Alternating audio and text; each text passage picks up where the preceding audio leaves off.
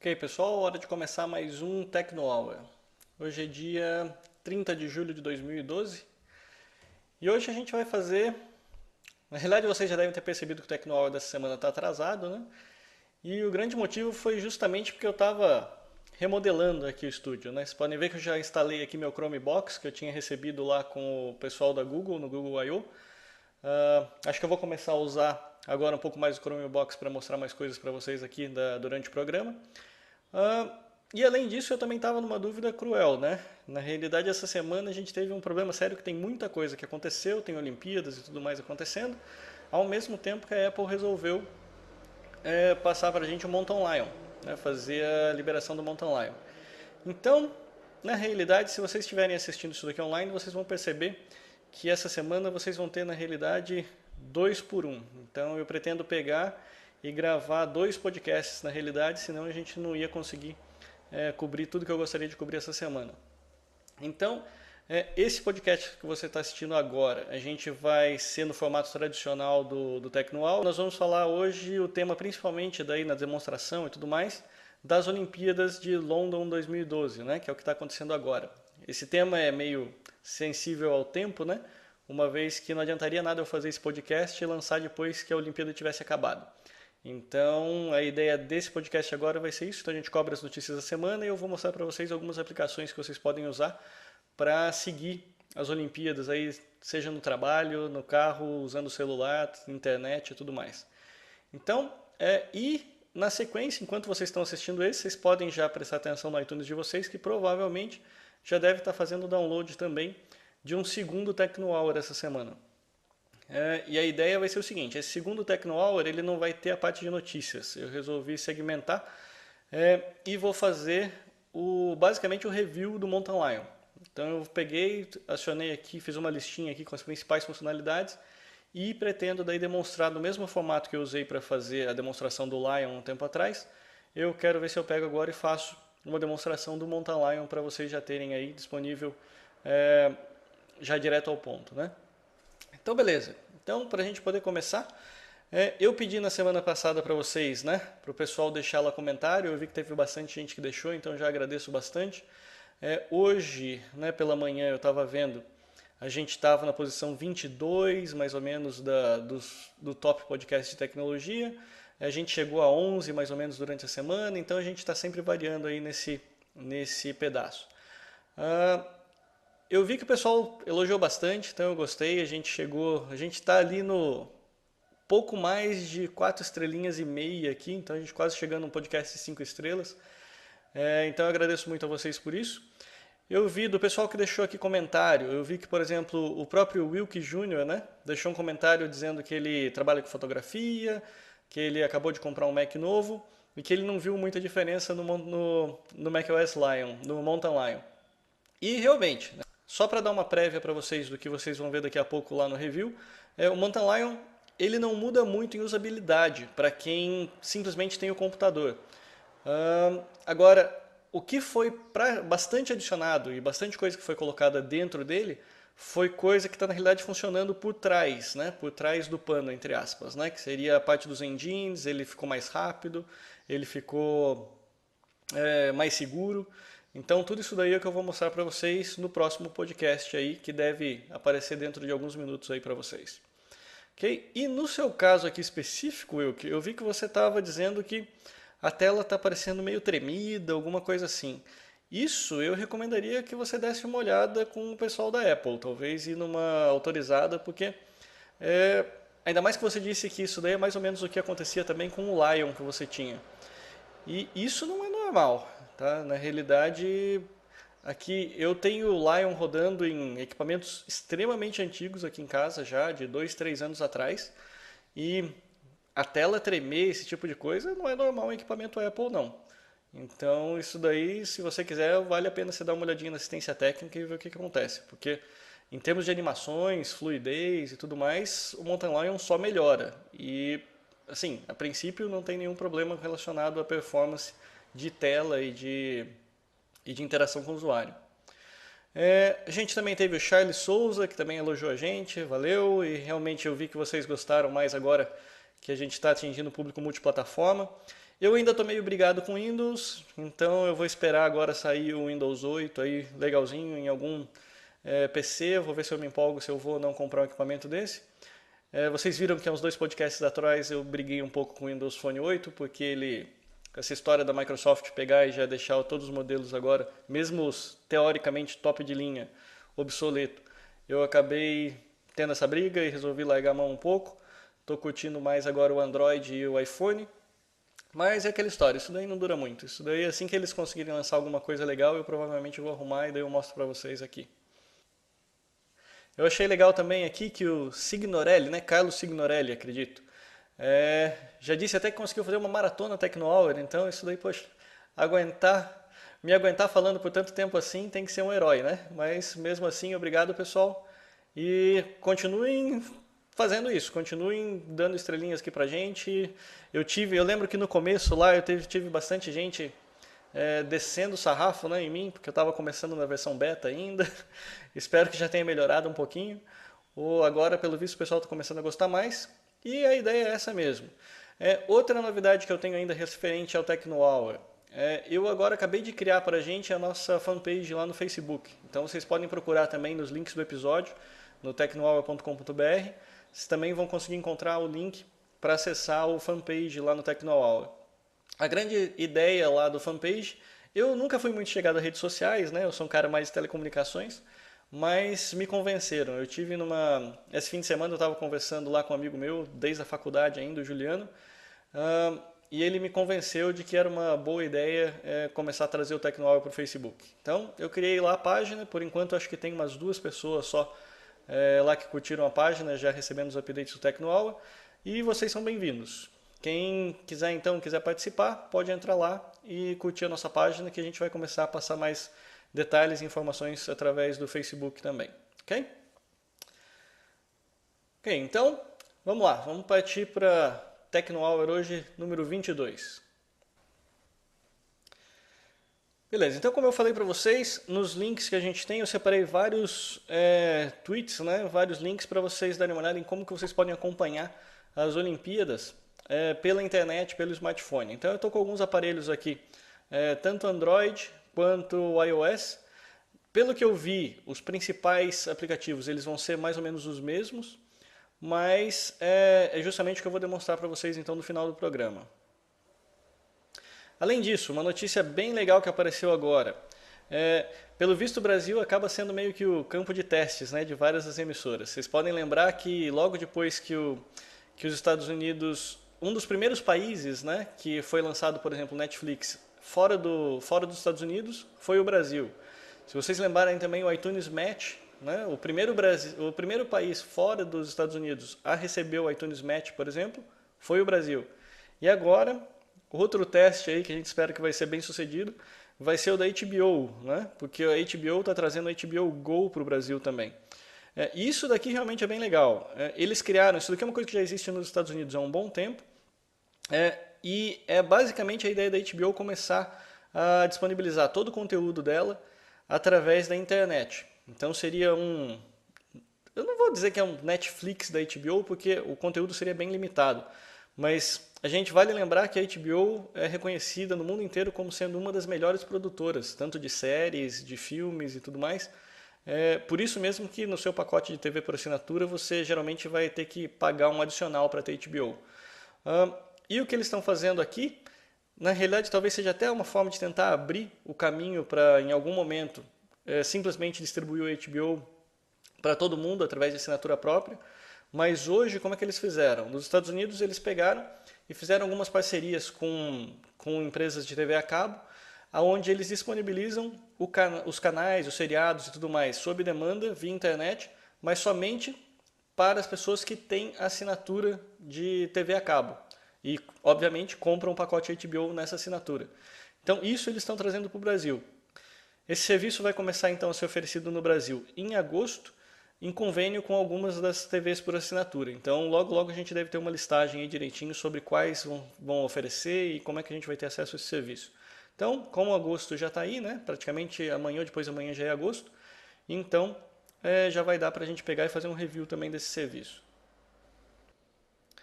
Então, outro serviço que apareceu essa semana, que parece ser bem interessante, mas que ele ainda está em fase de beta, então eu vou fazer a recomendação, mas vocês vão acabar entrando lá no serviço e o que vocês vão poder fazer é simplesmente pedir um convite para acesso. Então, eu já pedi, não recebi ainda a resposta, mas a ideia aqui do serviço eu achei legal, que é justamente o seguinte: assumindo que a quantidade de informação sobre você acaba crescendo aí, praticamente dobrando todo ano, essa é a lei do Mark Zuckerberg, né? Para quem não ouviu falar ainda. É interessante porque esse serviço ele acaba coletando então os dados de todos os lugares que você autoriza. Então ele vai no seu Twitter, no histórico de Twitters, vai no histórico do Facebook, e dali ele vai meio que consolidar tudo aquilo ali e gerar um infográfico. Então eu sou na realidade um grande fã de infográficos. Então é uma das coisas que eu gosto de olhar porque eu acho que organiza muito bem a informação.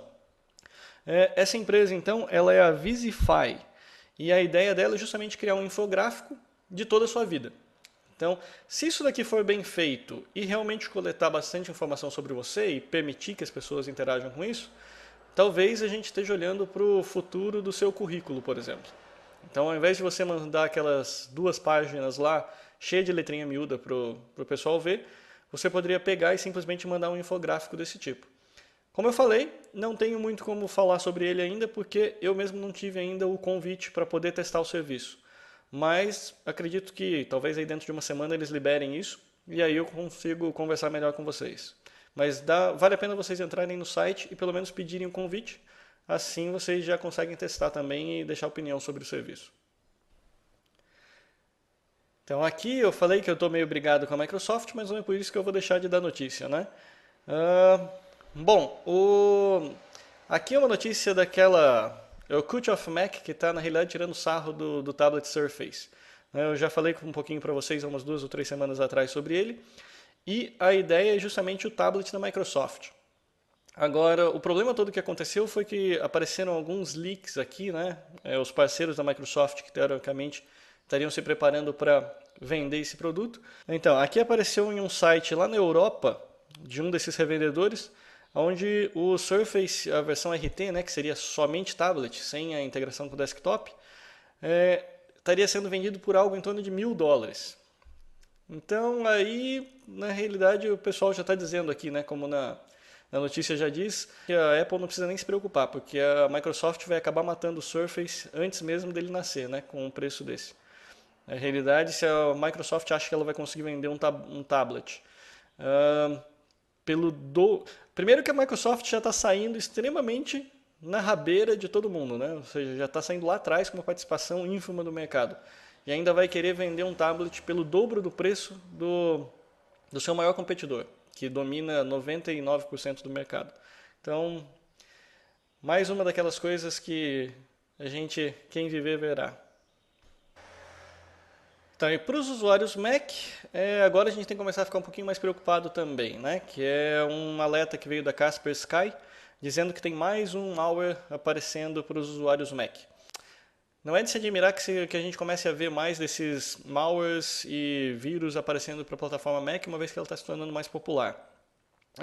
No entanto, eu vou falar um pouquinho do Mountain Lion aqui daqui a pouco, e aí vocês vão ver que a Apple está realmente tomando iniciativas bem pesadas para conseguir prevenir esse tipo de coisa. Agora, vale sempre lembrar, o que a gente tem que tomar muito cuidado aqui na plataforma Mac, na realidade é o que a gente chama de engenharia social. Porque o Mac ele é um sistema baseado em Unix, ele é extremamente fechado do ponto de vista de rede, então dificilmente você vai ver um ataque acontecendo de uma máquina para outra. Então a grande maioria desses softwares, eles precisam da interação do usuário, seja através de você copiar um arquivo de um lugar para o outro, clicar em um link na internet. E aí é o que a gente chama da tal da engenharia social, que significa o quê?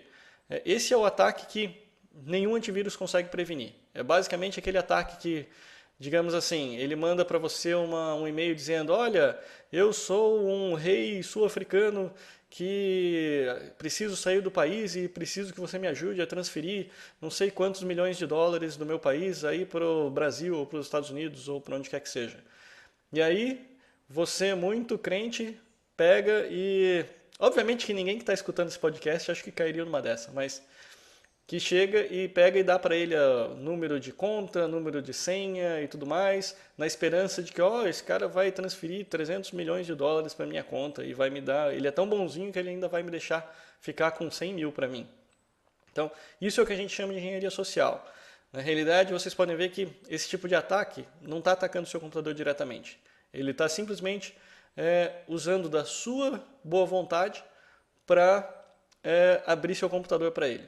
E aí você, achando que está tendo algum tipo de vantagem, acaba liberando esse tipo de coisa. E isso não é... Eu sei que eu contei um caso aqui que é meio reconhecido, mas que é relativamente simples de detectar. Mas tem muito mais coisa, né? Pode ser simplesmente, por exemplo, se mandam para você um retweet ou se mencionam você no Twitter e mandam uma daqueles linkzinhos lá que você não tem a menor ideia do que significa, né? Porque ele vem compactado. Quando você clica ali, se você tiver com uma máquina vulnerável, você pode correr o perigo ainda de pegar e ainda acabar descarregando um vírus aí para você.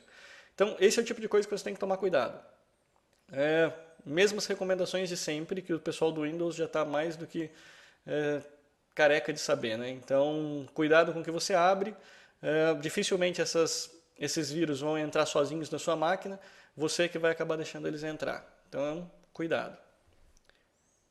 Outra daquelas notícias meio bizarras, né, que a gente acaba nunca sabendo por que acontece, foi justamente que, junto com o Mountain Lion, né, a Apple acabou atualizando todo o ecossistema dela. Então, e na realidade, para quem acha que não viu ainda a diferença do Mountain Lion, vai ter que acabar esperando aparecer o iOS 6, que aí sim a coisa vai começar a ficar ainda muito mais integrada.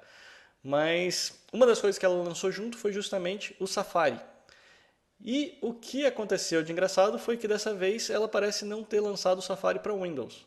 Então a gente ficou meio sem saber o que vai acontecer aqui. Será que a Apple está dropando o suporte do Windows? O que acontece? Então, só para a gente ficar então de antena ligada para saber o que acontece aí nas próximas semanas com relação ao Safari para Windows. Os parabéns para o Google, né? Agora que a gente começa a perceber que o podcast está ficando meio velho, porque eu lembro de, no ano passado, já ter dado parabéns para o Google, uma vez que eles tinham ganhado também o título de melhor empresa para se trabalhar aqui no Brasil. E agora, eles já, pelo visto, já tinham ganhado no ano anterior também, e agora são tricampeãs, né? Três vezes seguidas campeãs das melhores empresas para se trabalhar em 2012. Então, fica aí os parabéns do Techno Hour para o pessoal do Google. Então, foi lançado então pela própria NIC-BR, né, que é o Comitê Gestor de Internet aqui do Brasil, um aplicativinho para fazer a medição de tráfego de internet. Eu costumava usar, já no iOS e também no Android, um que na realidade ele é comercial, ele chama-se Speed Test, né? Então vocês podem procurar isso aí, vocês vão encontrar também. Mas esse daqui, o que foi legal foi que eles lançaram especificamente para o Brasil. Então ele tem praticamente todos os nós mais próximos de você para te dar uma medição cada vez mais precisa. Na realidade, para você saber como é que você está medindo a sua internet, para saber se você realmente está recebendo o que você compra do seu provedor, você precisa, na realidade, de duas coisas. Né? Você tem dois fatores ali influenciando, ou três até.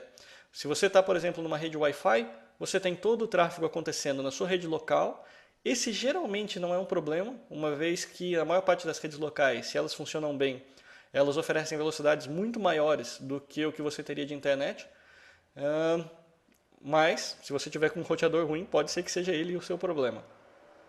Agora, e depois disso você tem o seu provedor, né, que realmente ele que tem que dar a velocidade de internet que você precisa, e você tem o site de onde você está baixando o seu conteúdo. Então não adianta nada, por exemplo, o seu provedor te diz que não, eu estou contratando 20 MB de velocidade de download, mas você está tentando baixar um filme que o servidor está sobrecarregado, alguma coisa assim, e ele consegue te dar apenas, sei lá, 200k, e daí você vê aquele filme horrível, não adianta você culpar seu provedor por isso. Então, na realidade, é o seu site lá que está ruim. Então, e esse aplicativinho aqui, o que acontece? Para você poder testar, o que você quer testar é o que o seu provedor te dá. Então, você tem que ter um site físico para você fazer esse teste, né, esse download, o mais próximo possível da sua casa. E essa é a grande vantagem que eu achei desse site do NIC-BR, porque daí, como o NIC-BR está gerenciando toda a internet, ele tem toda a infraestrutura montada, então ele sabe certinho onde tem os seus servidores de arquivos, por exemplo, mais próximo. Então, vou mostrar rapidinho para vocês como é que funciona, só para vocês darem uma olhadinha e a gente já continua para a notícia. Então, o aplicativo é bem simples. Na realidade, a única coisa que você tem que fazer, né, é baixar, então ele é o CMAT, e apertar para iniciar o teste.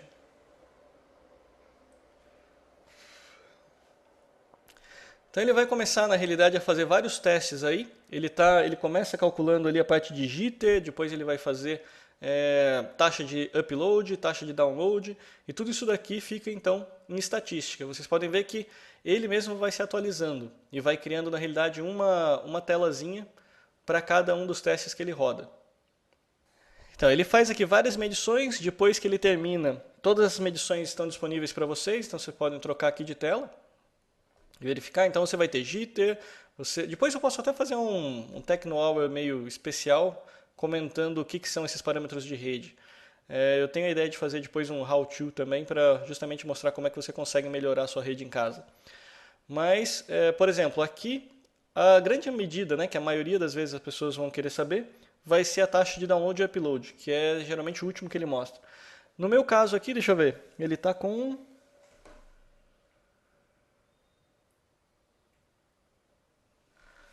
então, aqui para mim, nesse exato momento, né, que a gente está durante o dia ainda, isso daqui varia muito, né? Mas nesse exato momento eu estou com 9 MB de download, o que é uma coisa ruim, porque eu deveria estar com 20, né? É o que eu compro aqui da operadora, e 1 MB de upload. Então, então você já consegue balizar bem para saber como que está o andamento da sua rede de internet. Outra coisa interessante que aconteceu foram justamente os resultados que começaram a aparecer das diversas empresas de tecnologia, né? Que como elas são empresas públicas, elas são obrigadas a todo quarto fazer uma reunião com os acionistas, né, e tudo mais, para dizer como é que elas estão indo. Então, o grande breaking news, né, a grande notícia urgente de plantão aqui que aconteceu essa semana foi justamente que pela primeira vez na história a Microsoft teve um prejuízo em um trimestre. Esse prejuízo ele acabou sendo uma coisa meio... Como é que eu vou dizer? É um prejuízo meio só nos papéis. Porque, na realidade, pelo que a gente começou a analisar ali, né, é aquela manchete que vem de revista. Né? Fala, não, a Microsoft perdeu dinheiro. E no fundo, não é bem isso. Se você dá uma olhada nas receitas da Microsoft, ela cresceu algo em torno de 4%.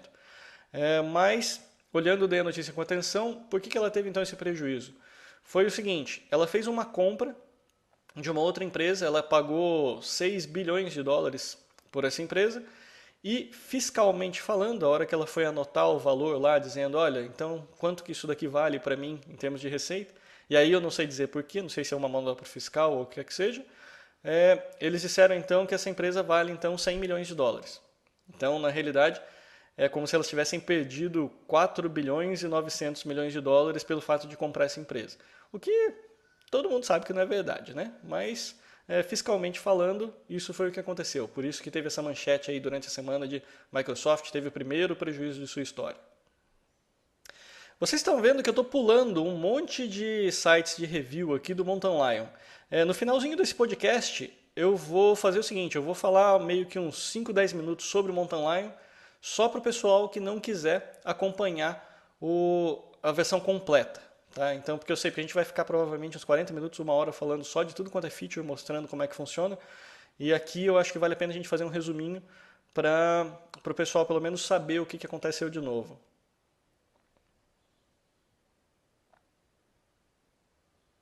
Então, outra empresa que também falou dos resultados essa semana foi a própria Apple. Então aqui a gente já começa a ver vários números, né? Na realidade já começa a ficar até chato para não ficar falando muito número aqui para vocês, mas a verdade é, a Apple ganhou um monte de dinheiro e vendeu um monte de coisa. E aconteceu meio que tudo que todo mundo esperava, menos os analistas. Então, na realidade, ela teve aqui, se eu não me engano, se a gente olhar os números, a Apple ganhou algo em torno de 28 bilhões de dólares no quarto, mas os analistas ficaram todos tristes porque eles queriam que a Apple ganhasse 35 bilhões. Então, é aquela história, né? Eu estou triste porque eu ganhei 10 bilhões a menos, mas tudo bem, não que eu tenha perdido dinheiro, né? Mas é coisa de bolsa de valores. Então, alguns números que apareceram. A Apple TV, que conseguiu vender 1,3 milhões de aparelhos, então o próprio Tim Cook já está dizendo que Tudo bem, ainda é um hobby pra gente, mas não dá pra gente dizer que não é mais expressivo. Então, eles já estão começando a assumir o papel de que não, realmente a gente tem que focar nesse mercado. A gente ainda não sabe como a gente ganha mais dinheiro com ele, mas alguma coisa tem que acontecer ali. A gente não trabalhar com a Apple TV seria o mesmo que deixar dinheiro na mesa. Ah, venderam uma batelada de iPhones, uma batelada de Macs. O iPod, por algum motivo, teve declínio em vendas. E na realidade, assim, embora eles tenham vendido bastante coisa de tudo, né? Na parte do iPhone ali, o pessoal esperava ter vendido mais. O motivo que eles deram por não ter vendido tantos iPhones como esperado são justamente os rumores, né? Já está ficando meio nítida a estratégia da Apple, que lança um aparelho iPhone todo ano. Então, a gente já... Tudo bem que a Apple não diz isso, pode fazer o que ela quiser, mas o próprio mercado já espera que aqui pelo finzinho do ano, né, no nosso caso aqui, quando chegar ali para outubro, deve ser lançado o iPhone 5. Então qualquer consumidor sabe que não vale a pena a gente comprar um iPhone 4 ou 4S agora, uma vez que o iPhone 5 está chegando. E duas coisas acontecem nessa história. Normalmente o iPhone 5 acaba vindo no mesmo preço do iPhone 4S, que seria o mais caro de hoje, e o 4 e o 4S caem de preço. Então qualquer compra hoje acaba digamos assim, eu não recomendaria para ninguém comprar qualquer aparelho hoje. E particularmente nesse mês eu não recomendo ninguém mesmo, mesmo das outras plataformas. Porque o que acontece? Se a gente parar para ver, a gente tem o lançamento do iPhone, que está para chegar, a gente tem o lançamento do Android Jelly Bean, que já apareceu e vai começar a ir para os aparelhos novos logo, a gente espera. O Windows já falou, né? Embora acho que uma das notícias que tem aqui, ó, tá até aqui embaixo, vai ser o lançamento aqui, a Nokia acabou de lançar o Lumia 900, aí você vai gastar R$ 1.800 por um aparelho que já está obsoleto, né? Porque o Windows 8 não vai funcionar nele. Então, eu não recomendo ninguém, a não ser que você quebre o seu aparelho e precise de todo jeito comprar um smartphone, você vai lá e compra agora. Mas para esse mês agora de agosto, setembro, eu não recomendo ninguém gastar dinheiro com smartphone. Então, outros números interessantes que apareceram foi o iCloud. O iCloud ganhou 25 milhões de usuários só nesse quarto. Então, chegou agora a 150 milhões de usuários no iCloud. Isso daqui tende a crescer ainda mais com o pessoal que vai começar a usar os iMessages da vida, né? Ou seja, conseguir usar aquele serviço de SMS gratuitamente, entre aspas, entre os aparelhos Apple e também entre os Macs agora. Então foram 26 milhões de iPhones vendidos, 17 milhões de iPads, 4 milhões de Macs. E o que vendeu menos lá, né, que caiu na realidade em termos ao período do ano passado, foi o de 6,8 milhões de iPods. Agora voltando numa notícia da Microsoft, né? Uma coisa que aconteceu nessas, isso daqui, se eu não me engano, eu já comecei a ouvir essas notícias já na época, há um mês e pouquinho atrás, mais ou menos, quando eu estava ainda lá no WWDC. Existia algumas conversas dizendo que ah, o governo americano, né, e vários governos, entre aspas, estavam pressionando o Skype, né, no caso a Microsoft, né, que comprou o Skype, a liberar acesso de escuta nas conversas de Skype. Por quê? Porque o que acontece? Se você parar para ver toda a infraestrutura de telefonia hoje que existe, o governo consegue pegar, por exemplo, e escutar o seu aparelho celular ou escutar qualquer tipo de conversa em telefone fixo. Na realidade, as próprias operadoras oferecem isso já meio que de bandeja para os governos, polícia e tudo mais. Obviamente que não é simplesmente chegar e falar, eu quero escutar o que o Luciano está falando. A forma como acontece isso é com uma ação judicial, a justiça vai autorizar, vai ver o que está acontecendo e daí, uma vez autorizado, a polícia pode ir lá e pode escutar. Como o Skype é uma empresa totalmente privada, né, é um recurso de telecomunicação totalmente privado, não existia como o pessoal de telefonia conseguir fazer nada parecido. Por quê? Porque a gente está falando de um protocolo que usa criptografia. Então a única coisa... O governo poderia até tentar criar, eu não duvido que o governo americano já tenha feito isso, criar algum tipo de sistema que intercepte os pacotes e descriptografe, né, para ele poder daí ter o texto ou ter as mensagens de voz ali para ele poder escutar. Mas isso daí não é qualquer um que faz. Você precisaria ter um poder computacional gigantesco para conseguir fazer uma simples escuta. Então, o que o pessoal está começando a legislar, né, dentro dessa questão de segurança é justamente para tentar forçar então que empresas como Skype criem algum tipo de backdoor, que a gente chama, que seria justamente uma forma de que abriria uma portinha ali onde um governo, ou a polícia, ou quem quer que seja, conseguiria plugar nessa conversa e escutar a conversa como se fosse um celular ou alguma das outras empresas que trabalham com telecomunicações.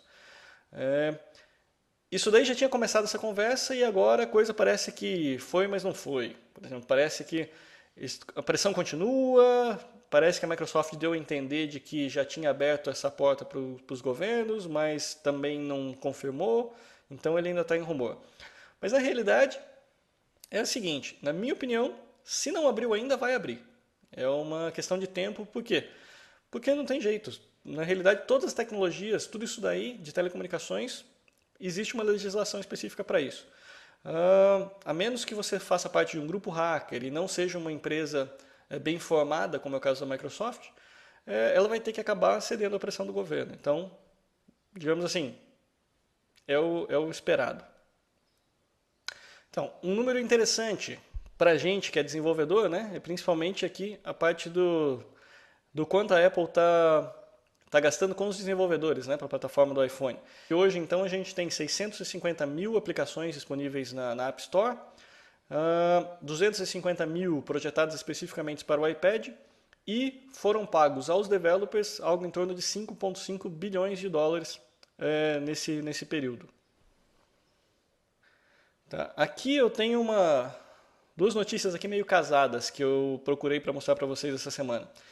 Porque justamente já que a gente acabou de falar então das aplicações para iOS, vale a pena comentar isso daqui. Isso daqui foi um caso de pirataria no Android, né? Então tem esse joguinho, né, de tiro em primeira pessoa que chama-se Dead Trigger. E esse jogo, né, o pessoal desenvolveu e colocou para fazer a venda lá no Android.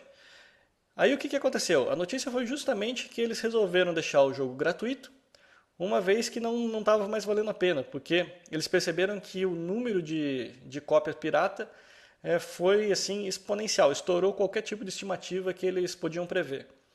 Então, e aí começaram, né, na própria matéria eles já comentam alguns outros casos também de outros jogos que foram pirateados. Então, por exemplo, para o caso do Dead Trigger, eles falaram que entrou em algo de 9-1. Então eram 9 cópias piratas para cada um que eles conseguiam vender. Então, o pior caso que eu vi aqui é o de 70-1, que é o do Face Flighter Gold. Seriam, na realidade, 70 cópias piratas para cada uma que o desenvolvedor conseguia vender. Então, isso realmente é um problema da plataforma Android. E esse é um dos motivos pelo qual eu disse para vocês na semana passada que eu só considero o Android na versão de Jelly Bean. Todos os anteriores, para mim, não faz sentido nenhum sentar e desenvolver para eles. Por quê? Aí vem a segunda parte da notícia casada que eu trouxe para vocês verem. Isso é uma coisa que o pessoal acabou deixando meio de lado, porque o Jelly Bean foi lançado, né? Todo mundo falou de um monte de coisa, das funcionalidades novas, mas eu vi pouca gente comentando isso daqui, que é justamente o fato do Jelly Bean permitir que os desenvolvedores criptografem as aplicações, que é basicamente o mesmo processo que a Apple usa para as aplicações de iOS. Isso significa o quê? Significa que quando você comprar um aplicativo lá do Jelly Bean na loja, aquele executável, né, que você vai trazer, né, o pacotinho da aplicação, ele vai vir criptografado com uma chave associada ao seu aparelho. Então, teoricamente, mesmo que você transfira aquele pacotinho para outro aparelho, não vai funcionar. E isso é uma coisa que, no ponto de vista da loja do Google Play, é uma coisa que eu achei muito legal, até porque quando você compra uma vez, ele já sabe por ali, pela infraestrutura Google, quais são seus aparelhos, e com isso ele já te pergunta onde você quer instalar e tudo mais. Então, o Google em si, a infraestrutura de loja, permite que você trabalhe muito bem com vários aparelhos na mesma conta. Agora, pelo menos com esse tipo de criptografia agora, o que vai, não vou dizer eliminar, mas o que vai pelo menos ajudar, né, diminuir o problema, vai ser justamente que você não vai mais conseguir pegar aquele arquivinho e sair distribuindo, colocar em torrent, colocar para todo mundo usar. Então, esse, na realidade, é o grande fator. Por isso que eu disse para vocês na semana passada que, na minha opinião, para desenvolvedores individuais, o Android passa a existir agora, a partir do Jelly Beans. Uma notícia que eu achei que valia a pena comentar com vocês é justamente uma mudança de postura da Apple. Porque eu tenho acompanhado a Apple nos últimos 3 anos, mais ou menos, 3 a 4 anos, e eu nunca tinha visto uma notícia como essa. Que foi justamente a Apple liberou, na realidade, um de seus gerentes, né, que fala da parte de segurança, para participar de um congresso que nem sequer é patrocinado pela Apple, mas é um congresso de segurança. Então ele vai lá para falar e comentar a segurança do iOS, como os desenvolvedores seriam as melhores práticas, né, que os desenvolvedores poderiam seguir para desenvolver aplicações seguras. Então eu já assisti, na realidade, para o pessoal que se inscreveu no programa de desenvolvimento. Tem vários vídeos de segurança, então o pessoal da Apple realmente é muito bom da parte de segurança para falar sobre a tecnologia que eles desenvolvem. E agora eles, pelo visto, estão começando a ficar um pouco mais abertos, né, na administração Tim Cook, a mandar esse pessoal também para fazer divulgação externa. Então, isso é uma coisa legal. Parabéns para a Apple por começar a suportar esse tipo de iniciativa. Outra coisa que aconteceu essa semana também, né, que eu acho que teve muito usuário se sentindo vingado, que foi justamente o caso das proibições, né, que aconteceram. A Anatel proibiu Claro, Oi e TIM de venderem novas linhas em diversos estados aqui no Brasil. Foi uma forma de punição para que essas operadoras então melhorassem o serviço, porque estava tendo muita reclamação na Anatel e, digamos assim, as operadoras não se prepararam para atender a demanda que elas mesmas geraram. Então, vocês podem ver aqui pelo mapa, deixa eu ver se consigo aumentar para vocês verem. Ups.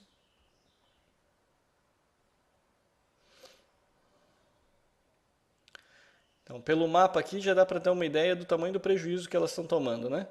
Porque aqui a principal afetada na realidade foi a TIM, que vocês podem ver que é toda essa parte azul e não pode vender praticamente no Brasil inteiro, ela não consegue vender mais. A Claro não vende em São Paulo, em Santa Catarina e acho que Sergipe. A Oi na realidade foi a que foi menos afetada em termos financeiros, pelo menos a impressão que dá. É que nas áreas onde ela acabou sendo proibida, significava uma parcela muito pequena do faturamento. Mas então, a parte boa é a seguinte, uma vez que elas não podem mais vender novas linhas e só vão poder fazer isso depois que elas apresentarem os planos para melhorar a infraestrutura, espera-se então que pelo menos a qualidade dos celulares comecem a melhorar, né, da conexão celular. Teoricamente aqui, essa daqui é uma lista muito legal que ela veio, deixa eu ver aqui quem foi que escreveu, é um site lá do UOL Notícias da parte de tecnologia, que é justamente um tira-dúvidas, né? Porque daí aqui ele diz lá, olha, você pode continuar comprando aparelhos, o que você não pode é simplesmente comprar uma linha nova. Se você quiser habilitar um chip porque você quebrou o seu, continua valendo, porque na realidade já é uma linha antiga. Então tudo que, se você já tem e quiser mexer com algum serviço ali, na maioria das vezes vai funcionar ainda com as linhas antigas. O que você não consegue é linha nova.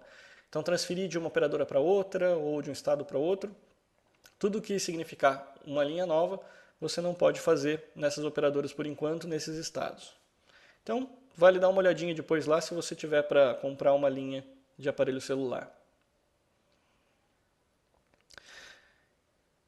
E aqui tem uma notícia que eu achei muito legal. Eu não sei ainda, eu não sei ainda se a gente vai conseguir ou não dar uma olhada nesse material tão cedo, mas eu achei que valia a pena dizer. Tem uma empresa brasileira que está apresentando então uma tecnologia 3D sem óculos para iPad. E a ideia é que eles estão criando então essa película, né? Eu não sei bem se vai ser uma película, não sei que grossura isso vai ser, mas que você colocaria então em cima do iPad e de alguma forma eles criariam então imagens 3D. Eu cheguei a mandar um e-mail para esse pessoal, mandei inclusive o site do TechnoHour. Então, se vocês resolverem assistir o TechnoHour dessa semana e estiverem vendo, foi eu mesmo que escrevi para vocês. E eu gostaria muito de fazer um review dessa membrana assim que possível. Então, não sei se vocês têm algum tipo de protótipo, alguma coisa, porque essa é uma coisa que eu acho que realmente bastante legal. É uma ideia bem legal. Se a gente conseguir dar uma olhadinha, eu mostro para vocês aqui no TechnoHour. Vale também comentar essa notícia do pessoal dos investidores angel, né, e também dos venture capitalists que estão vindo para o Brasil. Tudo está indicando que a bola da vez agora em termos de mercado de e-commerce e tudo mais é o Brasil. Então, esse daqui é um fundo que foi criado de 130 milhões de dólares, com várias empresas do Vale do Silício, investidores que estão acostumados a investir lá na Califórnia, para trazer e investir em empresas brasileiras. Pelo que eu vi aqui ainda, a gente não está naquele nível tão radical, né, igual é lá no Vale do Silício, onde você basicamente você consegue simplesmente vender sua ideia, né? Você senta lá e fala, eu tenho uma ideia interessante, ninguém fez isso ainda. Me dá $1 milhão aí para eu fazer, o cara vai lá e te dá. Eu acho que esse daí não é o ponto que a gente chegou ainda no Brasil. Eles estão ainda procurando principalmente empresas já mais consolidadas, né? Empresas que já existam, já tenham funcionários e tudo mais. Acho que até nem eles estão preparados ainda para assumir o risco Brasil. Mas a parte boa dessa notícia é que esse pessoal está chegando. Então, e a parte melhor ainda é que talvez a gente comece a ver então um pouco de dinheiro aparecendo na economia das startups brasileiras. Porque eu acho até mais importante do que os grandes venture capitals aparecerem aqui no Brasil é o fato de que se eles estão aparecendo, eles estão comprando essas empresas de alguém. E esse alguém é que vai, na realidade, começar a criar e fomentar os angels aqui do Brasil. Então, o que vai acontecer? Sei lá, vem um grande venture capital, um desses bancos aí de 130 milhões de dólares, vem e compra uma empresa de 1, 2 milhões de dólares. Esse 1, 2 milhões de dólares, que 1 milhão de dólares tenha ficado para uma única pessoa física, né, que seria o dono da empresa, entre aspas, ganhou 1 milhão de dólares, agora ele consegue sentar e diversificar esse capital e investir em outras 10 empresinhas menores ainda, onde ele vai investir lá, sei lá, 50 mil reais aqui, 20 mil reais ali. Se a gente vê que o salário médio hoje de um brasileiro é de R$ 1.000, e se mesmo na área de tecnologia, que vamos supor que a gente consiga dizer, um cara para desenvolver uma tecnologia nova lá, ele ganha, sei lá, 4, 5 mil reais por mês, a gente está falando de 50 mil reais por ano. Então, fica relativamente fácil para esse cara que vendeu a empresa dele por 2, 3 milhões de dólares, gastar, por exemplo, 100 mil em uma ideia. Então, esse vai ser o que seria o nosso investidor angel, na realidade. Porque essas grandes empresas vêm, compram a empresa que já está consolidada, o cara recebeu o dinheiro, vai começar a investir em várias empresas pequenininhas para começar a criar tecnologia nova. Então, isso sim é a grande notícia que a gente tem aqui referente a financiamento para empresas e startups. E chegou também o Samsung Galaxy Beam, né, que é aquele Android que vem com um mini projetor embutido. Eu até tinha dito, né, várias semanas atrás, vários meses atrás, nem lembro, quando a gente ouviu falar do lançamento desse produto, que esse seria o meu celular. E realmente, olha, se eu não tivesse com o Nexus, com o Galaxy Nexus ali, né, que foi o que eu recebi lá no Google I.O., provavelmente eu teria comprado esse aparelho.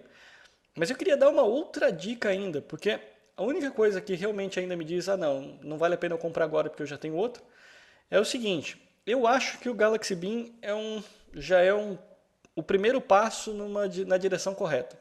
O que eu quero dizer com isso? Eu acho que a gente precisa ter projetores em aparelhos celulares. Agora, eu acho que talvez o que faltou um pouco de visão, ou que eles não chegaram ainda nesse ponto, foi o seguinte, eu acho que a gente precisa ter uma câmera, e aí eu estou lançando já as minhas ideias aqui. Eu acho que a gente precisa ter uma câmera apontando para o mesmo lugar do projetor. No caso aqui, o que acontece? O Galaxy Beam, como é que ele é? Ele está aqui o aparelho e ele tem um projetor aqui na parte de cima. Então ele está projetando assim, né? Teoricamente você deixaria ele apoiado em alguma mesa, alguma coisa assim, e você projetaria a imagem na parede. Beleza. Faz todo sentido? Sim, para você consumir vídeo faz todo sentido. Agora, se ele conseguisse ao mesmo tempo ter uma câmera apontando para o mesmo lugar do vídeo, então aí fica a dica para a Samsung ou para quem quer que queira criar esse aparelho, que pelo menos um vocês vão conseguir vender para mim, seria colocar o projetor e uma câmera na mesma direção. Por que eu digo isso? Porque isso vai ser a próxima revolução em termos de desenvolvimento de aplicações móveis. Por quê? Porque hoje a gente está preso na tela do aparelho. Então a gente trabalha ali com ele, a gente pode criar uma interface totalmente nova na tela do aparelho. A hora que a gente tiver uma câmera e um projetor apontando para uma parede, significa o seguinte, eu consigo transformar aquela superfície no que eu quiser. E eu consigo interagir com ela. Entendeu? Então essa é a grande sacada, que eu vejo como a próxima geração de desenvolvimento de aplicações móveis. Talvez a gente não tenha projetor forte o suficiente ainda para nem sequer projetar essa imagem ao vivo em um ambiente iluminado. Mas com certeza a gente vai chegar lá. Então esse é o celular que eu realmente, para mim, vai ser a bola da vez. Por quê? Porque a hora que você conseguir fazer isso, eu vou conseguir chegar e falar assim, você quer comprar uma mobília nova? Não tem problema. Eu crio uma loja virtual onde eu projeto a mobília para você em tamanho real, de acordo com o seu ambiente, porque tudo isso é possível de ser feito. Eu consigo usar a câmera para capturar a imagem que você tem, consigo analisar onde acaba a sua mobília atual e o espaço em branco que você tem disponível para a sua mobília, e uso o projetor para projetar aquilo. Idealmente, a gente deveria estar falando em holograma, mas isso eu acho que ainda está muito para frente, isso eu acho que não vai chegar tão cedo. Mas não tem nada que impeça que eu pegue e use esse projetor então para projetar ali um exemplo da mobília que você teria, até em vários ângulos diferentes, uma vez que eu tenho acelerômetro no aparelho, eu consigo ter vários ângulos diferentes ali sendo projetado. Então, isso seria legal. Se o Galaxy Beam tivesse essas duas funcionalidades ao mesmo tempo, provavelmente mesmo com o Galaxy Nexus eu estaria comprando um desses. Mas como ele é mais para dispositivo então de mídia, eu acho que eu vou economizar meu dinheirinho. Mas é um celular que realmente vale a pena quem quiser dar uma olhadinha. E a última notícia do dia, antes da gente entrar na parte das aplicações lá de Olimpíadas, é justamente o que eu já tinha previsto na semana passada, né? Então, semana passada eu anunciei aquele problema das in-app purchases, que seriam lá o esqueminha para você daquele hacker russo, né? Que estava habilitando in-app purchases gratuitamente para o pessoal de iOS. E a Apple então respondeu e corrigiu o problema. Então não diz muito bem quais foram os detalhes técnicos que eles usaram para resolver, mas a info traz para a gente aqui a notícia de que o próprio hacker já admitiu a derrota, já disse que realmente com a correção que a Apple fez no iOS 6, já não dá mais para fazer essa correção. Na realidade, como essa correção aparece no iOS 6, a Apple lançou também um outro documento que ela passou para todos os developers, para que eles dessem uma olhadinha para ver como que eles poderiam fazer a validação do recibo que eles recebem da App Store. Porque, se vocês se lembrarem, o grande problema todo era que o servidor desse hacker basicamente ficava dizendo o usuário comprou, já pagou e tudo bonitinho para todas as aplicações. Agora, existem mecanismos do lado dos desenvolvedores que, como isso nunca tinha sido uma preocupação antes, o pessoal geralmente recebia o recibo e assumia que estava tudo bem e liberava a funcionalidade. Mas existe um procedimento que você pode fazer para receber o recibo, validar o recibo para saber que está tudo certinho e a partir dali tomar as ações de liberar as aplicações. Então hoje teria que ser uma resolução ali manual para você resolver o problema. Mas dentro aí de mais 2 meses que deve chegar o iOS 6, o problema já vai estar sanado. Ok, então vamos lá. A última coisa que eu queria conversar com vocês antes de ir para as aplicações de review, eu queria então falar um pouquinho sobre o Mountain Lion. E uma revisão bem interessante aqui sobre o Mountain Lion, né?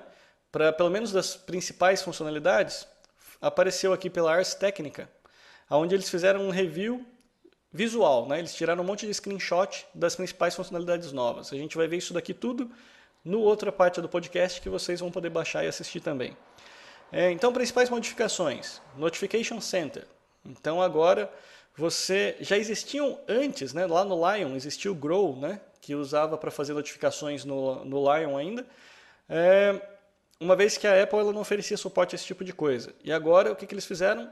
Incluíram o Notification Center dentro do Mountain Lion.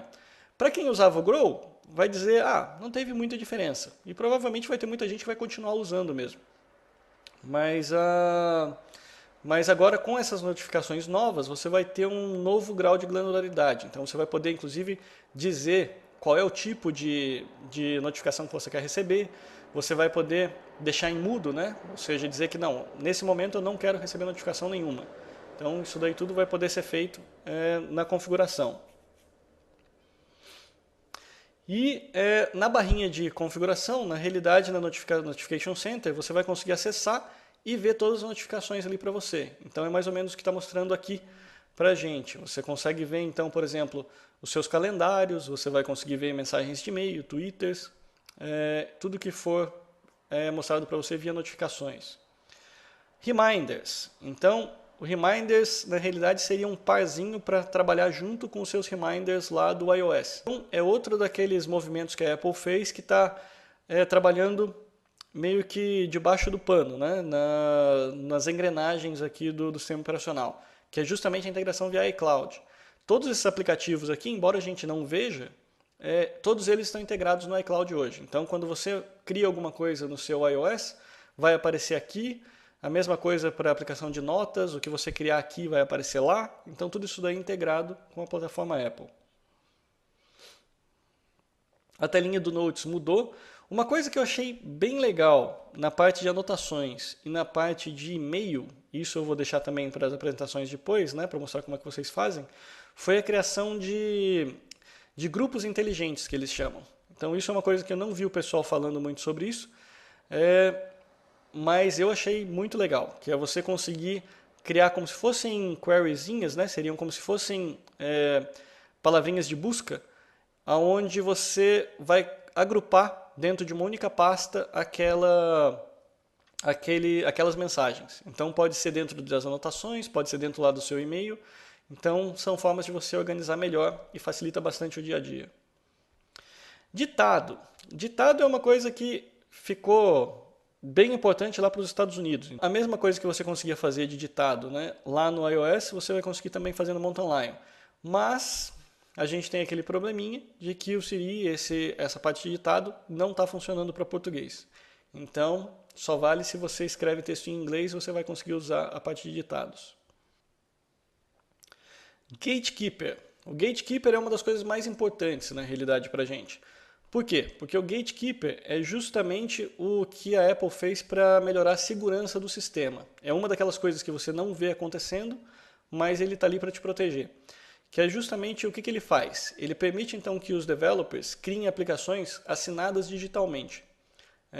E aí o que vai acontecer? Ele vai te dar aqui 3 possibilidades na realidade. Ele vai dizer para você, bom, esse Mac vai funcionar somente com aplicações baixadas da App Store, seria o modo mais seguro existente. Ele vai poder rodar com aplicações da Mac App Store e mais desenvolvedores identificados, que aí é essa assinatura.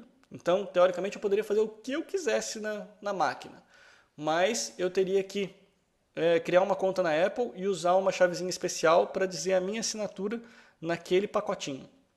E depois teria um terceiro nível de opção que seria, tudo bem, você pode rodar aplicações vindas de qualquer lugar.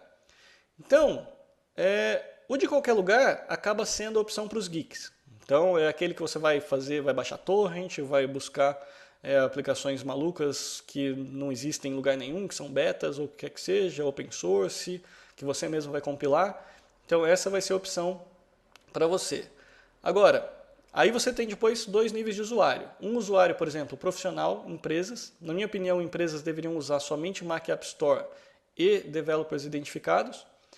E tem ainda aquele nível de pessoal que, não, é o seu filho de 5 anos de idade. Entendeu? Aquele ali vai rodar só a Mac App Store. Porque essa é a forma que você tem de garantir que não vai ter problema nenhum. E por que a importância da assinatura? A importância da assinatura é a seguinte. A assinatura propriamente dita não vai impedir que o developer faça nada. O que impede é colocar na App Store. Por isso que tem esses 2 níveis. Colocar na App Store significa que ele tem que seguir um monte de regra que a Apple coloca para ele. Simplesmente assinar a aplicação tem o significado de que ele está se identificando para a Apple. E aí o que acontece? Se por algum motivo aparecer uma dessas aplicações ser identificadas como um malware, a Apple consegue remotamente matar aquela aplicação. Ela simplesmente invalida a chave do desenvolvedor e mata a aplicação em todos os Macs. E aquela aplicação não funciona mais. Então, essa foi a forma como a Apple achou para resolver ou pelo menos minimizar o problema de segurança nos Macs. Ok? Safari. O Safari é uma daquelas coisinhas então que vocês vão sentir a diferença principalmente quando vocês tiverem o iOS 6. Que significa o quê? É a integração também dos tabs. Há um tempo atrás eu falei que o Chrome, né, que tinha sido lançado para todos os aparelhos, tinha o sincronismo de tabs também. O Safari foi para o mesmo caminho. Então você consegue começar uma navegação dentro aqui do seu Mac, terminar depois no seu iPad ou no seu iPhone. É a mesma coisa do iPhone para o Mac. Fica tudo mais fácil, mais integrado para você trabalhar. Nesse caso, eu ainda achei a do Chrome melhor do que o do Safari, porque o do Chrome ele consegue transferir inclusive o histórico de navegação. Aqui o do Safari, por enquanto, ele só coloca a última página que você está visível na tab. Então, mas isso daí é detalhezinho. Isso daqui vai do gosto de cada um daí, qual o browser preferido. Apareceu também a feature de Do Not Track, que seria uma forma de você navegar de forma anônima dentro da internet. Então, com isso, você desabilitaria cookies e tudo mais. E, principalmente, na realidade, isso daqui diria para o site que você não quer ser monitorado. Então, teoricamente, seria uma forma de você resolver o problema com elegância. Um bom site deveria receber essa informação e apagar todo o seu histórico de navegação dali de dentro. Ou você vem aqui e simplesmente apaga todo o histórico, apaga cookies e não aceita nada. É uma forma também. Bom, a integração do Twitter vai funcionar basicamente da mesma forma como apareceu no iOS que você tem aí na sua casa. Então, se você já tem um iPhone, você sabe que você pode, de praticamente qualquer lugar, né, do Safari e tudo mais, apertar aquele botãozinho com a setinha para cima e aquilo ali te abre a possibilidade de dar uma tweetada, né, para divulgar alguma informação. Agora essa mesma funcionalidade vem para o macOS. Então você consegue criar ali contas de Twitter ali variada e você consegue fazer a mesma coisa. Seja uma mensagem que você está escrevendo, enviar uma entrada do calendário, tudo isso daí você envia e consegue passar isso daí para frente tudo via os botõezinhos. Na realidade é o mesmo desenho do botãozinho que você tem no iOS para compartilhar, é o botãozinho que aparece também no Mountain Lion para você poder fazer o compartilhamento via Twitter. A ideia, embora não seja prometido, a ideia é que em algum momento também dos próximos 2 meses aí, deve aparecer aqui também a conta do Facebook. Por que eu estou dizendo isso? Porque no iOS 6 a gente já tem a integração do Facebook também. Aqui ele está meio pareado com o que você tem no iOS 5 ainda. Então no iOS 5 você tem integração com o Twitter, no Mac Mountain Lion você tem integração com o Twitter. Eu diria que é bem possível que quando a gente lançar o iOS 6, que vem com a integração do Facebook, é bem provável que a gente tenha um update do Mountain Lion para também interagir com o Facebook. Essa daqui é a janelinha que você recebe quando você clica no botãozinho para compartilhar uma informação via Twitter. Então, como eu falei para vocês, o pessoal falou bastante desse meio VIPs. Então, o VIP está relacionado mais a... Ele é o tipo de um grupo inteligente também, mas está relacionado aos usuários. Então, você pode eleger algumas pessoas como sendo Very Important Person, né? Seria os VIPs. E aí, o que vai acontecer? Quando você clicar no grupo de VIPs, você vai ver e-mails só daquelas pessoas. Junto com isso, apareceram as tais dos grupos inteligentes, e que também eu achei um recurso bem legal, que é basicamente você colocar alguns mecanismos de buscas. Por exemplo, você pode dizer todos os e-mails que contenham a palavra TechnoHour. Então, basicamente, todos os e-mails que tem aquilo ali vai aparecer numa única pasta e você consegue visualizar rapidamente. Então, também é bem legal, vale a menção. Messages. O Messages, ele mata o iChat antigo. Então, não se preocupe se você usa o iChat. As funcionalidades são as mesmas. Na realidade, ele aumenta o recurso que você tem ali. Ele é mais ou menos como se fosse uma nova interface do iChat, onde ele inclui a possibilidade de você interagir com o pessoal também dos outros aparelhos, né, de forma gratuita. Então, você consegue usar a sua conta do iMessage, que você tem no iPhone e no iPad, agora também no Mac. Então, toda conversa é sincronizada via iCloud. Então você pode começar respondendo a uma conversa no seu iPhone, aí você chegou em casa, você abre e vai ter aquele mesmo conjuntinho de mensagens, vai estar dentro do seu iMessages do Mac, você senta e usa o seu teclado e termina a conversa. Então, tudo isso daí é integrado também via iCloud. Contatos. Contatos não mudou muita coisa. Na realidade, contatos, na minha opinião, o que eu encontrei de novo até agora foi justamente também a funcionalidade dos grupos inteligentes dentro de contatos. Então você também consegue usar. E essa barrazinha, né, que apareceu ali no lado esquerdo, onde tem ali, na realidade, uma listagem de todos os seus grupos ali inteligentes. Que você pode ou não deixar aquela barrinha aparecendo. Uma das funcionalidades mais legais que eu vou demonstrar para vocês, mas que infelizmente não vai ser todo mundo que vai conseguir ver também, é esse do AirPlay Mirror, né? Que seria você conseguir fazer aquele mesmo recurso que você faz no iPad 2, que é de jogar a tela para uma Apple TV, para você poder assistir na tela grande, também apareceu no Mac. Então, é uma funcionalidade que eu acho legal, é uma das melhores funcionalidades que eu vejo funcionando para um Mac, mas ele teve o problema dos aparelhos. Então não são todos os Macs que vão ter habilitado essa funcionalidade. De grosso modo, dá para dizer que quem vai conseguir ter essa funcionalidade vai ser o pessoal que tem micro com i5, processador i5 para frente. Aqueles dual core, que são acho que a segunda geração de MacBook Air, por exemplo, e os micros MacBook Pro mais antigo, eles não vão oferecer essa funcionalidade para você. Então, talvez esteja na hora de pegar e fazer o upgrade de notebook. E isso são micros que a gente está falando de mais ou menos, eu diria, uns 3 anos atrás. Normalmente, de micros que você comprou há uns 2 anos, provavelmente já devem estar funcionando, já deve estar rodando com os processadores i5. Game Center. Game Center, basicamente a mesma coisa que você tinha lá no iOS. É uma forma de você encontrar jogos que você pode, na realidade, integrar e jogar multiplataforma, ter lista de achievements, né, pontuações, amigos. É uma forma de você ter uma plataforma de jogos aqui interativa e social, para você trabalhar com seus amigos. Software Update. Isso daqui foi uma coisa bem legal. Uma daquelas coisas que está bem escondido no sistema, mas que faz uma tremenda diferença. Que é justamente a possibilidade de você escolher. Você libera o seu computador para que durante o estado de repouso ele comece a fazer todas as atualizações e toda a manutenção que você teria que fazer e esperar um tempão enquanto você está fazendo por conta própria. Então ele vai começar, então ele já deu a opção aqui para você de fazer o download de todas as aplicações, que seriam, né, todos os upgrades que você tem internamente, e também de até instalar os updates de segurança e tudo mais do sistema automaticamente. Então você não precisa se preocupar mais em fazer isso.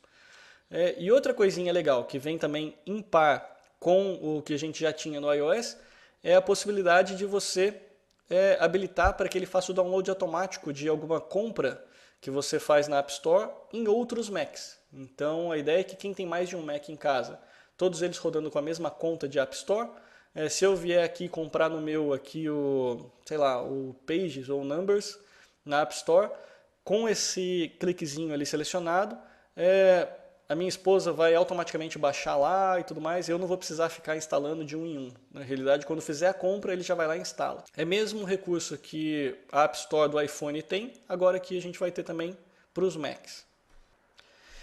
E se vocês se lembrarem, alguns meses atrás, né, que a gente falou sobre a questão de alguns malwares, né, que estavam roubando dados dos usuários, né, de contatos e tudo mais, a Apple tinha prometido uma solução para isso, e essa solução veio no Mountain Lion, que é justamente a possibilidade de você definir ali as configurações de privacidade. Então, dizendo quem que tem acesso ao seu GPS, quem tem acesso ao seu contato. Então, ele lista ali todas as aplicações que tentaram fazer acesso a isso. Normalmente, da primeira vez, ele vai, inclusive, perguntar para você. Ele vai dizer, por exemplo, o Twitter quer ter acesso à sua lista de contatos. Você permite? Você vai ter que dizer um sim ou não. Agora, se você disse sim e depois se arrependeu, você pode vir nessa tabzinha aqui da parte de segurança e desabilitar o acesso ao Twitter, por exemplo. Okay? Então, essas são então as principais funcionalidades do Mountain Lion, então, de forma geral, para o pessoal que não quer então entrar na nossa demonstração daqui a pouco. Okay? Então a gente pode partir para a parte de demonstrações agora e mostrar para vocês as aplicações de como acessar as Olimpíadas via celular, né? Ok, então deixa eu trazer o primeiro Android aqui para vocês darem uma olhada. Então, a grande maioria das aplicações, pelo que eu vi, que eu estive acompanhando nos sites, elas são bem parecidas e na realidade a mesma aplicação existe para as duas plataformas, tanto para o Android quanto para o iPhone. Eu tive alguns problemas, na realidade, para fazer funcionar com o Jelly Beans. Então, algumas das aplicações eu não consegui nem mesmo fazer o download no Jelly Beans. Então, pelas reviews que eu vi, o pessoal até fala bem, mas eu imagino que eles devem ter, sei lá, não estão preparados para trabalhar com a última versão de Android ainda. Mas aí eu vou mostrar para vocês daí na versão de iOS. Então, essa daqui que vocês estão vendo é a aplicação oficial do London 2012, né, que seria a aplicação oficial do evento. Então, na realidade, ela não tem muitas funcionalidades. O principal que eu vi aqui é justamente ela mostrar para você. Essa daqui, na minha opinião, ela funciona mais como um guia do pessoal que está lá nas Olimpíadas, lá em Londres mesmo. Essa tela aqui vocês podem ver que ele mostra, na realidade, todos os próximos eventos, né? Que para o pessoal que está acompanhando lá para saber onde que é. Então eu posso escolher aqui algumas das coisas e ter mais detalhes, saber quem que vai jogar, quais os países que estão jogando. Então essa daqui é a parte que ele chama de eventos ao vivo. Essa outra opção aqui ao lado de cima à direita, na realidade fica sendo os calendários, né? Então aqui é o calendário organizado por modalidade esportiva. Você pode escolher, vai saber quando que vai acontecer o próximo jogo, quem vai jogar. Então, tudo isso daqui você consegue chegar e ir fazendo toda a navegação. Se você quiser saber também o quadro de medalhas, ele também tem o quadro de medalhas atualizado, que seria a segunda opção da direita. Então ele mostra aqui por países. No Android realmente fica mais complicado para mostrar para vocês. Eu tenho que descobrir algum jeito de fazer o broadcast da tela direto pro meu Mac. Mas já dá para vocês terem uma ideia. A aplicação ela é basicamente igual a que você tem também pro iOS. Aí se você quiser também, você consegue achar o perfil de todos os atletas. Tem aqui a foto do atleta, de onde ele é, se ganhou ou não ganhou a medalha, todo o histórico aqui dos atletas você consegue encontrar por aqui, de todos os países. Então, essa aplicação aqui, pelo que a gente percebe, é mais focada mesmo em auxiliar o pessoal que está lá nas Olimpíadas. Teve alguns aqui que eu achei que são relativamente falhas, relativamente graves, depois nas outras aplicações. Por exemplo, a aplicação do UOL Olimpíadas, eu não consegui fazer funcionar nem no Android e nem no iOS. Ele simplesmente trava. Então eu não vou nem abrir aqui porque, assim, ele mostra todos os patrocinadores e aí quando você acha que ele vai abrir, ele cracha. Então isso está acontecendo tanto no Android quanto no iOS. Então, essas outras aplicações que eu vou mostrar para vocês agora, eu vou mostrar para vocês no iPad, mas na realidade as mesmas aplicações também existem então para o Android. Bom, ao que parece, o Terra acabou tendo algum tipo de acordo para fazer o broadcast ao vivo. Então, na aplicação, tanto para Android quanto para iOS, você consegue encontrar o feed ao vivo. Então, você tem aqui vários vídeos, né? Então, você tem os vídeos de toda a agenda de que horas vai passar o quê. Você tem aqui específico por Brasil, então como é que você está, quem que está jogando e que horário. Por dia, você pode escolher aqui quais são os esportes que você quer acompanhar, para já deixar depois um quadro de avisos. Então, se você quiser, por exemplo, pegar aqui na agenda, né, você pode pegar, por exemplo, alguma coisa que vai acontecer amanhã. Quero ver se tem, sei lá, halterofilismo. Eu escolho aqui o horário. Ele me mostra quem é que vai estar participando desse jogo. Se eu quiser pegar e apertar ali no botãozinho de calendário, ele já pergunta para mim se eu quero adicionar aquele evento no meu calendário, então eu já fico sabendo que jogo que vai acontecer, em que horário. Então ele já avisa para mim. Então, também tenho daí o quadro de medalhas, que eu posso acompanhar. Então esse daqui parece bem completinho. Eu acho que se você tiver só uma aplicação que você queira escolher para acompanhar as Olimpíadas, eu recomendo essa da Terra. Por países, né? Se eu quiser saber como é que estão aqui, como é que estão as coisas no Brasil, vamos ver.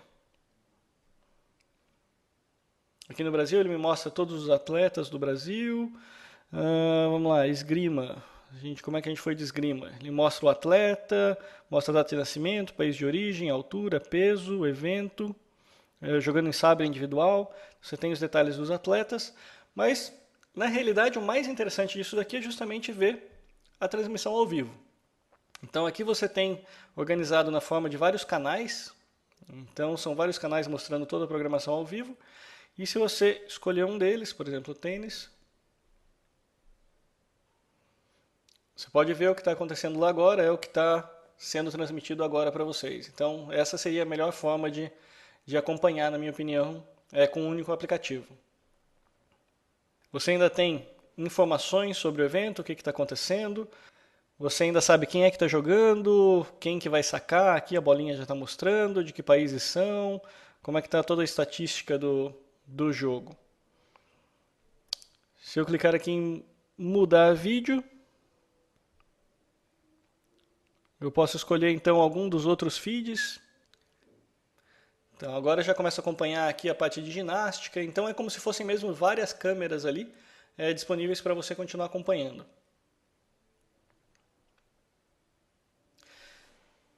Além disso, se você não está no iOS ou não está no Android, como é que você faz para acompanhar se você tiver simplesmente acesso só à internet?